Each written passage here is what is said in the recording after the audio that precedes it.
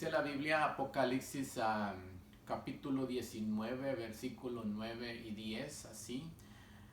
Y el ángel me dijo, escribe: bienaventurados los que son llamados a la cena de las bodas del Cordero. Y me dijo, estas son palabras verdaderas de Dios. Y me postré a sus pies para adorarle. Y él me dijo, mira, no lo hagas. Yo soy consiervo tuyo y de tus hermanos, que retienen el testimonio de Jesús. Adora a Dios, porque el testimonio de Jesús es el espíritu de la profecía. Que Dios bendiga esta palabra. Ya oramos para que sea de bendición para cada uno de nosotros. El tema que yo quiero compartir con hoy realmente es muy amplio, es muy profundo. El tema de la adoración, que a lo mejor lo descuidamos o no lo entendemos, ¿no? En la Biblia no hay realmente una definición así concreta como lo es con la fe, pero sí hay muchos ejemplos de siervos del Señor que nos dan esa idea cómo Dios espera que sus hijos lo adoremos. Así es de que eso es lo que vamos a estudiar. Empezando desde Génesis 22:5, es interesante que cuando Dios realmente prueba el corazón y la fe de Abraham y le pide que sacrifique que su hijo, la Biblia dice que pues preparó todo, ¿no? Leña y todo, y el muchacho le dice, ¿y a dónde está el cordero? Y qué triste, ¿no? Y le dice, Dios proveerá. Y bueno, le dice a sus criados, no esperen aquí, nosotros vamos a subir y vamos a adorar. O sea que esa era una forma de adorar, ¿no? Ofrecer un sacrificio, ¿no? Y nosotros sabemos que esos sacrificios apuntaban al verdadero Cordero que quita el pecado del mundo. Por eso es que hoy Él en su palabra dice que nos presentemos hoy, pero nosotros como sacrificio santo, agradable a Dios, que es vuestro culto racional. Dice, no os conforméis a este siglo, sino renovaos por medio de la renovación de vuestro entendimiento. Así es de que el tema de la adoración es muy amplio, ¿verdad? Pero sí encontramos en la Biblia, como por ejemplo, ¿no? Esos magos que iban del oriente, ¿no? Buscando por esas señales, estrellas, hasta llegar a donde estaba el niño Jesús, ¿no? Dice que cuando lo encuentran ellos se postraron. Así es de que es una manera de adorar, ¿no? Bueno, ¿y por qué adoraron a ese niño? Es lindo el que ellos ya entendían que ese era el Mesías, era Dios. Así es de que hoy vamos a entender también que solamente Dios es digno de ser adorado, ¿no? No del hombre, no animales, nada de eso. Así es de que, bueno, se postraron, dice. Entonces quiere decir que adorar viene siendo postrarse, humillarse ante Dios, presentarse como un sacrificio santo, ¿verdad? Sabemos que su palabra dice que al corazón contrito y humillado él no desprecia, ¿no? Así es de que es interesante también porque vemos que el ángel que le da estas palabras a Juan no permite que Juan lo adorara, porque él se postró y le dijo, no, yo soy consiervo tuyo, adora a Dios. Vemos que no recibe la adoración, una prueba para el ángel y para Juan, la enseñanza de que nos da, ¿no? Solo Dios es digno de ser adorado, ¿no? ¿Por qué es digno? Porque dice que el Cordero fue inmolado, por eso es digno. Así es de que a diferencia hoy, ¿no? Del Papa, ¿no? Él sí recibe la adoración. Y recibir la adoración, un hombre, es ponerse en el lugar de Dios. Y eso solo Satanás no quiso ser igual a Dios. Subiré, dice en Isaías 14:14, allá en el santo monte y en el trono, iba a poner su trono donde estaba el del Señor. Bueno, sabemos de que la Biblia realmente le da un nombre al Papa, ¿no? La gran ramera, la bestia, Apocalipsis 13, 17. Así de que sin miedo nosotros tenemos que decir, ¿no? La verdad de lo que dice la palabra de Dios, porque si Juan, imagínate con toda esa revelación que el Señor le da, no permitió, o sea, él sabía, perdón, en ese momento se equivoca, pero el ángel le hace ver, ¿no? Y le enseña, no, adora solo a Dios. O sea, fue tan grande las revelaciones que pues él, turbado a lo mejor, se inclina, ¿no? Pero vemos que el ángel no permite, porque él sabía, el ángel sí sabe que solo Dios es digno de toda adoración, de toda honra y de toda la gloria. Y hay un ejemplo en la Biblia que a mí me encanta mucho, ¿no? Y está en el libro de Miqueas. Miqueas 6:6. Es un texto que realmente creo que ilustra lo que hoy yo quiero presentar, ¿no? ¿Cómo quiere Dios que lo adoremos? Y dice aquí la palabra de Dios: ¿con qué me presentaré ante Jehová y adoraré al Dios Altísimo? Aquí está, ¿no? ¿Cómo Dios quiere que yo me presente ante Él? ¿Cómo quiere Dios que lo adore? Porque no se trata de adorarlo como yo diga, como yo crea, porque ese es el problema que hoy existe, ¿no? Que muchos cristianos decimos adorar a Dios, pero como nosotros creemos, ¿no? Tan solo creen que tener un buen grupo musical y que es la hora de la adoración y que no sé qué. Y bueno, puede ser parte, pero no de la manera que lo mejor la hacen. Y como dije, ¿no? Es muy amplio, ¿no? Pero el Señor aquí dice: ¿con qué me presentaré ante Jehová y adoraré al Dios Altísimo? Porque así tiene que ser como Él dice, ¿no? Porque ese fue el error de Caín, ¿no? Caín le pareció bien llevarle su ofrenda, ¿no? De adoración, con lo mejor de la tierra, pero le agradó el de Abel porque lo hizo basado a la fe, ¿no? Del sacrificio que hoy nosotros ya entendemos que a través de Cristo es el perdón de pecados. Así es de que, bueno, Abel vemos que él agradó a Dios y su ofrenda fue acepta de adoración. ¿Por qué? Porque era lo que Dios esperaba, ¿no? Así es de que, así dice el Señor. Vamos a repetir: ¿con qué me presentaré ante Jehová y adoraré al Dios Altísimo? Me presentaré, dice, ante Él con holocaustos, pregunta, con becerros de un año. ¿Se agradará Jehová de millares de carneros o de 10,000 arroyos de aceite? ¿Daré mi primogénito por mi rebelión, el fruto de mis extrañas por el pecado de mis almas? Y aquí está la respuesta, ¿no? Oh hombre. Y cuando dice oh hombre, se refiere a toda la humanidad, ¿no? Y no solo de ese tiempo, sino que de hoy para nosotros, porque Dios es Dios de principio, Dios no cambia. Y lo que aquí voy a leer tiene contexto en el Nuevo Testamento e incluso Jesús lo reafirmó. Oh hombre, dice, Él te ha declarado, o sea, Dios quiere que así nos presentemos, lo que es bueno. ¿Y qué pide, dice Jehová, de ti? Solamente, dice, 3 cosas nos pide: hacer justicia, amar misericordia y humillarnos ante Dios. Así es de que así quiere el Señor que nosotros le adoremos, así quiere que nosotros nos presentemos, ¿no? No como a mí me parezca, no como yo crea, no, porque ese es el problema hoy, ¿no? Que por eso terminamos adorando al hombre, ¿no? Y es triste que eso ocurra.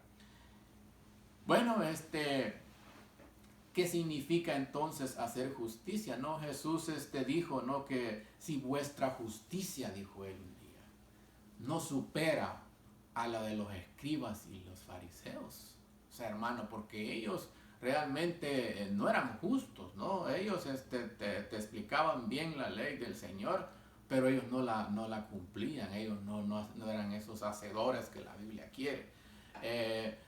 Devoraban, dice, la casa de las viudas, no ayudaban al necesitado, al pobre, al extranjero, cosa que Dios hasta la fecha, hermano, Él pide. Por eso es que vemos que una cosa le pidieron los discípulos a Pablo. Mira, le dijo,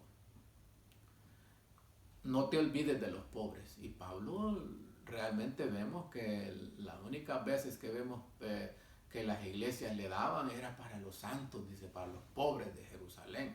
Así de que eso es hacer justicia, no ser injusto, tener una vida recta, ¿no? Aquí, porque a veces nosotros el problema es que como no tenemos el conocimiento o no hemos no vivimos que Dios realmente está en nosotros y que Él todo lo ve, no hay temor, ¿no? Podemos agarrar cosas en las tiendas o cosas así que se nos olvida, ¿no? O que como antes, ¿no? Alteraban las pesas de los productos, de lo que producía la tierra, ¿no? Robando. Así es de que, bueno, eso es lo que el Señor dice, que así quiere Él que lo adoremos, ¿no? Hacer justicia, amar misericordia y humillarnos ante tu Dios. Entonces, amar misericordia, ¿no? Sabemos que el primer ayes del capítulo 23 del libro de Mateo, allí está donde Jesús lo confirma estas palabras, ¿no? que Dios le da a este profeta Miqueas, y le dice, ay de vosotros, dijo Jesús, escribas y fariseos hipócritas, porque diezmáis la menta, el eneldo y el comino, y dejáis lo más importante de la ley, que es lo mismo que está aquí, la justicia, la misericordia y la fe. Esto, dijo, era necesario sin dejar de hacer lo otro. Y encontramos también que en Mateo 9:13, id pues, dijo Jesús, y aprended misericordia quiero, y no sacrificio, porque no he venido, dijo, a llamar a justos, sino a pecadores al arrepentimiento. Hermano, esa es una promesa, ¿no? Muy hermosa, que a eso vino Jesús, a buscar y a salvar lo que se había perdido. Entonces, una manera de las cuales practicamos es que no es por nuestra propia justicia que nos presentamos a adorar al Dios Altísimo, ¿no? Es por los méritos de Jesús. Las bendiciones, todo lo que nosotros obtenemos es por los méritos de Cristo Jesús. Así es de que ese es el camino que Dios ha dejado, ¿no? Y da tristeza, ¿no? Ver grandes procesiones, ¿no? En los países latinoamericanos, ¿no? La Basílica de Guadalupe. Yo veía unas entrevistas que le hacían los reporteros a esos peregrinos, a multitud de gente, que lo que los movía, a qué iban, y decía una señora, familiares, que a pedirle a la Virgen que interceda con el Señor para que los ayudara. Y digo yo, bueno, triste, ¿no? Porque la Biblia dice que 1 Timoteo 2:5, porque no hay otro mediador entre Dios y los hombres, solo Jesucristo, ¿no? María misma, ella, mi Dios y mi Salvador, dijo ella, lo adoraba, ¿no? Así es de que, mi modo, hermano, tenemos que llevar estas buenas nuevas, esta verdad de su palabra, ¿no? De cómo el Señor espera que realmente lo alabemos, ¿no? Y el texto aquí que yo leí, ¿no? De Apocalipsis 19, habla de que el testimonio de Jesús, dice, es el espíritu de la profecía. ¿Y qué significa eso, no? ¿Qué significa que el testimonio de Jesús es el espíritu de la profecía? Y bueno, la Biblia debe de ser nuestro propio intérprete. Por eso en Isaías 28:13 dice, un poquito por aquí, otro poquito por allá, renglón tras renglón, Y seamos, hermanos, realmente como los de la iglesia de Berea, ¿no? Que iban a las escrituras a ver si lo que Pablo estaba predicando estaba en las escrituras. Así es de que vamos a analizar, ¿no? ¿Qué significa el testimonio de Jesús, que es el espíritu de la profecía? Porque aquí hay mucha confusión, ¿no? Yo he escuchado a hermanos decir otra cosa y hoy vamos a ver qué realmente, bajo la luz de la Biblia, significa esta frase, ¿no? El testimonio de Jesús es el espíritu de la profecía. Primeramente, Juan 5:39, el Señor dijo enfáticamente, ¿no? Escudriñad las escrituras, dijo, porque a vosotros os parece que en ellas tenéis la vida eterna. Y la frase que termina dice, y ellas, dijo, son las que dan testimonio de mí. Y ahí va agarrando ya la respuesta, ¿no? Porque dejemos que la Biblia en su contexto sea la que nos explique qué significa el testimonio de Jesús, es el espíritu de la profecía. Lucas 24:27, un texto muy conocido, ¿no? Sabemos de que cuando estos discípulos de Jesús que ignoraron la profecía iban tristes, que ya son 3 días y no resucitó y que no sé qué. Y el Señor se molesta y dice, oh insensatos y tardos de corazón para entender todo lo que los profetas dijeron de él, ¿verdad? Entonces el Señor dice, y comenzando, dice, desde Moisés y siguiendo por todos los profetas, les declaraba, dice, en todas las escrituras lo que de él decían. ¡Wow, hermano! Acordémonos de que en ese tiempo no se había escrito el Nuevo Testamento, ¿no? Entonces cuando el Señor hablaba, cuando un día que dijo, no penséis, dijo él, que he venido a abrogar la ley y los profetas. No, he venido a cumplirla, dijo, la ley, los 5 primeros libros del Antiguo Testamento y los profetas. Así es de que a eso se refería. Por eso un día Jesús dijo, si de mí habló Moisés. Entonces, vemos, hermano, con estos textos, claramente que la respuesta aquí la Biblia la ha dado, ¿no? El testimonio de Jesús es lo que los profetas dijeron acerca de Jesús. Cuando Juan recibió esta visión, cuando Jesús dijo estas palabras, porque no se había escrito el Nuevo Testamento. Entonces ahora el espíritu de la profecía es toda la Biblia, es lo que dijeron estos santos profetas, pero los profetas que están registrados en la Biblia, no los que hoy dicen que son apóstoles, profetas y no sé qué. Y pues aquí, hermano, hay que ser claro, ¿no? Yo, pastores, he escuchado, ¿no? Que los escritos de la hermana White son el espíritu de la profecía, y eso no es así, porque vemos que aquí la Biblia dice claramente, ¿no? El espíritu de profecía son las palabras que Dios le dio a los profetas que están en la Biblia. Y ahora el espíritu de la profecía es toda la palabra de Dios, porque toda la palabra de Dios habla de Jesús. Y cuando se escribió, a eso se refería a Jesús. Por eso hoy, ya con este entendimiento, con lo que la Biblia nos explica, podemos entender ya bien Apocalipsis 12:17. Aquí dice que el dragón se llenó de ira contra la mujer y se fue a hacer guerra contra la descendencia de ella, los que guardan los mandamientos de Dios y tienen el testimonio de Jesucristo. Aquí analice tú qué es el testimonio de Jesucristo. Así es de que no es que es solo un grupo, no. Son los que tienen lo que los profetas dijeron, los que hoy, porque nuestro fundamento, dice, está basado en los apóstoles y los profetas.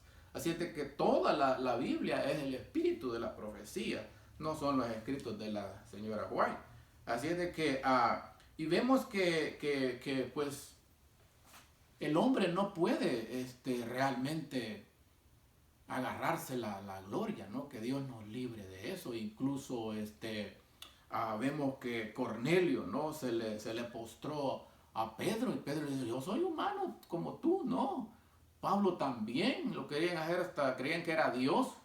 Júpiter, Saturno, no sé, tantos dioses, y le dijo, no, yo soy humano como ustedes, no, ¿cómo me van a estar adorando a mí? Así es de que la misma, pues el diablo quiere que también lo adoren, ¿no? Y hoy vemos que en el libro de Mateo, un texto muy conocido, ¿no?, de nosotros, porque vemos que en la tercera tentación que el diablo le hace a Jesús, aquí nos da otra declaración siempre de lo mismo, ¿no? Y dice aquí el versículo 8 del capítulo 4. Otra vez dice, le llevó el diablo a un monte muy alto y le mostró todos los reinos del mundo y la gloria de ellos. Y le dijo, todo esto te daré si postrado me adoras. Hermanos, esta es una prueba, esta es una tentación donde el mundo ha caído aquí. Por eso dice la Biblia, el mundo entero está bajo el maligno. Nosotros no, los cristianos verdaderos. Pero dice que, y le dijo, todo esto te daré si postrado me adoras. Entonces Jesús le dijo, vete, Satanás. Cuando nos venga una tentación de estas cosas pasajeras como el dinero, la fama, la gloria, ¿no? Vete, Satanás, contestó el Señor, con el escrito está, porque escrito está, al Señor tu Dios adorarás y a Él solo servirás. No tendrás dioses ajenos, dijo el Señor, delante de mí. Hermano, solo Dios merece toda la honra, solo Dios merece toda la gloria por los siglos de los siglos, ¿no? Él es digno porque el Cordero fue inmolado. Así es de que, hermano, es triste, ¿no? Pero vemos que hoy en día, ¿cuántos cristianos han cedido a esta tentación, ¿no?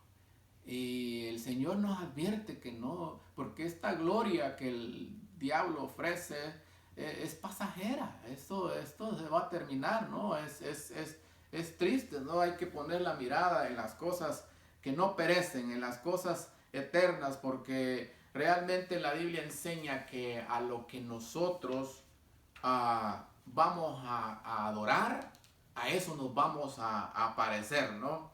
Así es de que dice primera de Juan 2:16, porque todo lo que hay en el mundo, los deseos de la carne y la vanagloria de la vida, no provienen del Padre, sino del mundo.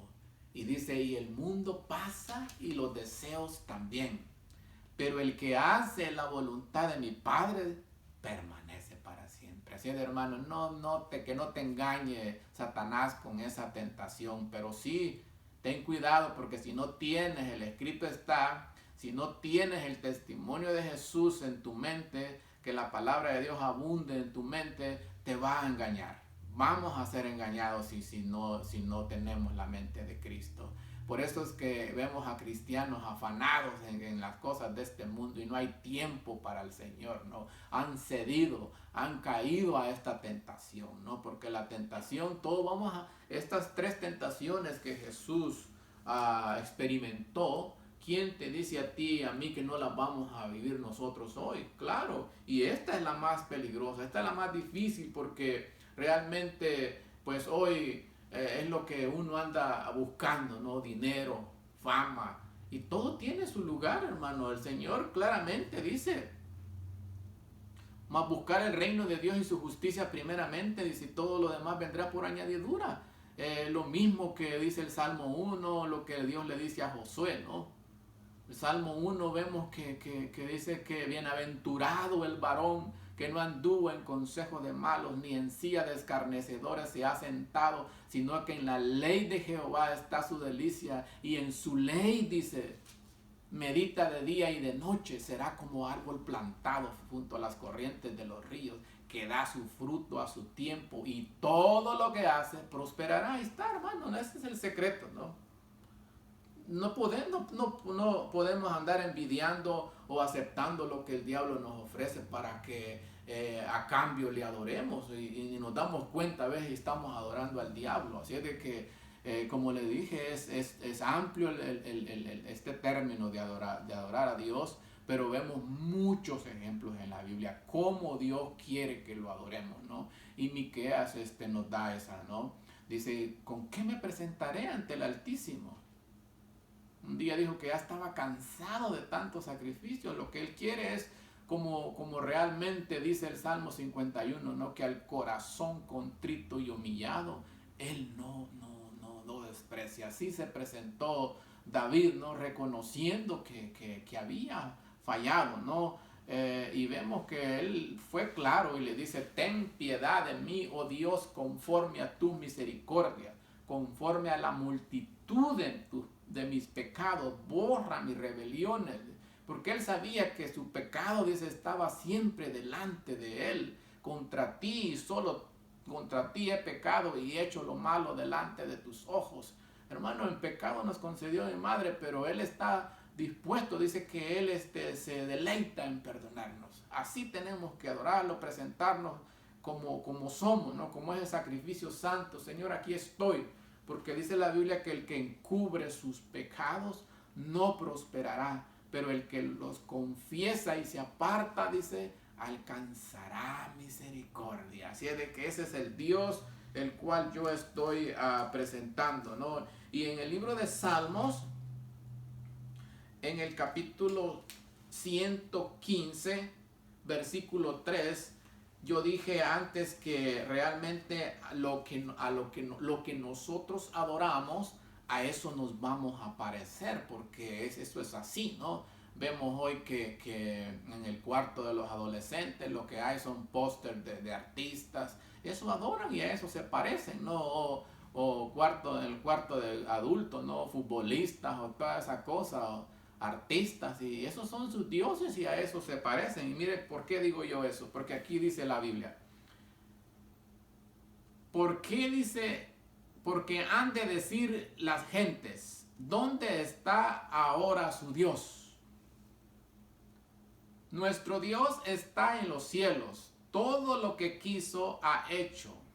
Los ídolos de ellos son plata y oro, obra de manos de hombres. Tienen boca, mas no hablan. Tienen ojos, mas no ven. Orejas tienen, mas no oyen. Tienen narices, mas no huelen. Manos tienen, mas no palpan. Tienen pies, mas no andan. No hablan con su garganta. Y aquí viene el texto clave. Semejante a ellas son los que los hacen. Y cualquiera, dice, que confía en ellos. Hermanos, si yo confío en ellos, si yo adoro al hombre, me voy a parecer a ellos. Por eso es que el que los hace, ¿no? Se parece a ellos. Y ahora creo que lo que ha pasado es que el Señor se cumple, ¿no? Esas palabras que Jesús le dijo a esa mujer samaritana, ¿no? Que la hora, le dijo, iba a venir cuando los verdaderos adoradores iban a adorar al Padre en espíritu y en verdad. Hermano, hoy el problema en ese entonces con lo que hoy tenemos, no tenemos templo, pero eso no significa que no vamos a adorar a Dios, porque llegó la hora, ¿no? Donde 2 o 3 reunidos estemos, aquí estamos adorando al Señor, nosotros con mi familia. Por eso el Señor sabía, ¿no? Tampoco no dice la Biblia también que tenemos que congregarnos, pero ahorita, hermano, que no tenemos un lugar así, pues no podemos dejarlo de adorar, porque el diablo quiere también la adoración, pero el final de adorar al diablo tú ya lo sabes. Y el que adora a Dios, hermano, eso es maravilloso, ¿no? Esa vida eterna con el Señor, que como esa visión que vio Isaías, ¿no? Que se postraban, dicen, millares de ángeles, santo, santo, santo. Hermano, eso es ser maravilloso, ¿no? Eso, estar en la presencia así del Señor. Así es de que el Señor le dijo a esta mujer estas palabras y yo las voy a repetir, ¿no? Mas la hora, le dijo, viene, y ahora es cuando los verdaderos adoradores adorarán al Padre en espíritu y en verdad, porque también el Padre tales adoradores busca que le adoren. Dios es espíritu, y los que le adoran en espíritu y en verdad es necesario, dice, que le adoren. Yo puedo adorar al Señor aquí en la casa, cuando vas tú al trabajo, donde quiera que estés, ¿no? Esa es una promesa que el Señor, y llegó la hora, hermano. Hoy puedes adorarlo, no hay excusa, ¿no? Solo a Él puedes inclinarte, ¿no? Solo a Él, porque si lo haces a Él te vas a parecer. Imagínate qué lindo, ¿no? Así es de que podemos hoy adorarle en todo lugar, con de 2 o 3 reunidos en su nombre. Dice, entonces, ¿qué es adorarle en espíritu y en verdad? Es decir, realmente, hermano, con toda humildad, con toda sinceridad, ¿no? Aceptando, hermano, que como ese profeta que Natán, que le dice a David, mira, ese eres tú.